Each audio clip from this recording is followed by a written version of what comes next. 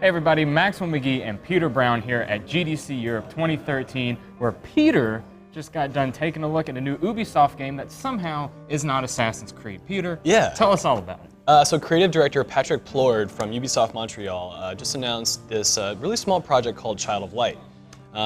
It's been murmured about before, but really haven't seen a whole lot of it. And I only saw a little bit today, but it's a side-scrolling RPG with a lot of really great inspiration. You said it kind of had a JRPG twist to it? Well, they're kind of trying to avoid that distinction, but it's sort of, it's drawing inspiration from the sort of epic operatic gameplay and stories from, Squaresoft's games in PlayStation 1. Yeah, and then a lot of the art is derived from actually, the likes of Studio Ghibli and Yoshitaka Amano, the old Final Fantasy VII concept artist. So when you say it's like a 2D side-scrolling RPG, like are you still getting into random battles and that sort of thing, or is it more like a Paper Mario on the Wii kind of situation? That still isn't known. There was very little of the game shown. There's going to be more seen in about 2 weeks, but what I can say, it's a mix of the ideals of a game like Limbo with something like Final Fantasy VI, but it's using the UbiArt framework engine, so it's kind of going to have a similar style of movement to like Rayman Origins and Legends. Okay.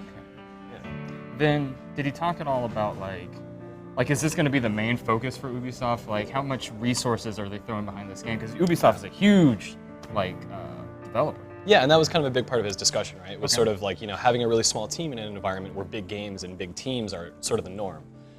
It seems like there's just about over 30 people on the team, and it's coming out winter 2013. So it's been in development, I think, for, I want to say about 2 years now. I think that was, actually no, it was right after Far Cry 3 was finished when he started. But yeah, so it's a small team, pretty meager budget, but they still have to go through the same hurdles as other games. Sure. A lot of meetings and marketing and stuff like that. Did he talk any about how this idea came about? He spent a lot of time developing these really masculine games and these sort of big budget games, and he sort of wanted to do something that was, in his words, small, soft, and feminine. And then he wanted to be really honest about his inspirations and the things he cared about. So he then, went back and started collecting art, and that's where Ghibli and Yoshitaka Amano came in. Any chance for a female protagonist? There is a female protagonist. Okay, that's interesting. Yeah, and he also noted that about a third or just over a third of the development team are women. All right, Peter, well, can you just remind the folks when the game's coming out again or when we can expect more information? Yeah, the internal pitch meeting said winter 2013, and it'll probably be shown a little bit more in about 2 weeks once the press gets their hands on it. Platforms weren't mentioned, but it's going to be a digitally distributed title.